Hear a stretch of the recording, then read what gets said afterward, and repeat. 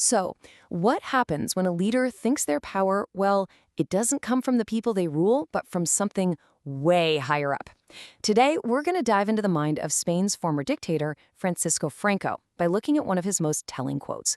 Let's really break this down. Okay, here it is. I am responsible only to God and history. I mean, just let that sit with you for a second. That's not just some throwaway line, right? That is an entire worldview packed into just a few words. You have to ask, what kind of person says something like that? And maybe even more important, what does it mean for the people living under their rule? You know, when you boil it all down, every government comes back to one simple question. Who does the leader answer to? And the answer to that question, well, it changes everything. It shapes the laws, it defines people's rights, it dictates the very nature of power. So, what we're looking at here are two totally different ways of thinking about power. On one side, you've got democratic accountability. Think of it like power flowing up from the people.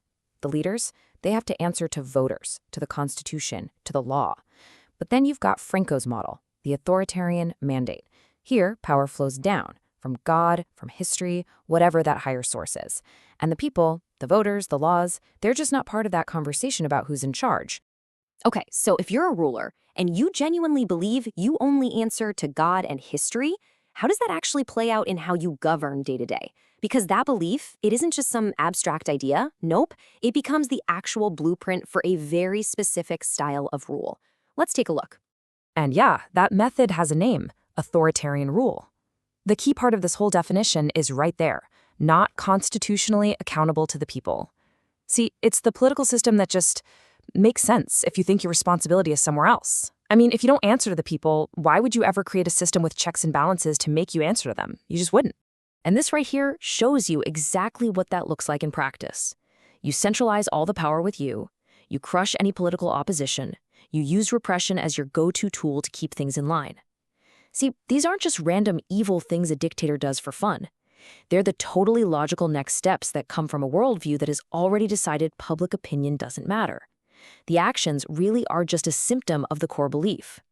All right, so now we get to the really heavy part, the consequences.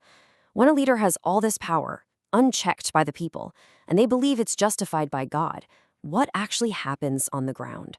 What are the real-world results of an ideology like this? You can really think of it like a chain of command or a domino effect. Step 1 is the belief itself, what Franco said, I answer only to God. Step 2 is the method that naturally comes from that, authoritarian rule. And that leads, inevitably, to step 3, the consequences for the actual people, who are no longer seen as the source of power to be listened to, but, well, a population that needs to be controlled. So one of the biggest consequences of this whole mindset was just widespread repression, especially in the years right after the Spanish Civil War. Think about it. When a leader doesn't have to explain their actions to the public, repression stops being this thing you do as a last resort. Instead, it becomes a simple, efficient tool to run the country. It's a dark thought, but it's a chillingly logical outcome. And our source material points to something even more grim, an even starker result of this unchecked power: executions. I mean, this is the ultimate statement a government can make, right? It's the state placing itself completely above the lives of its own citizens.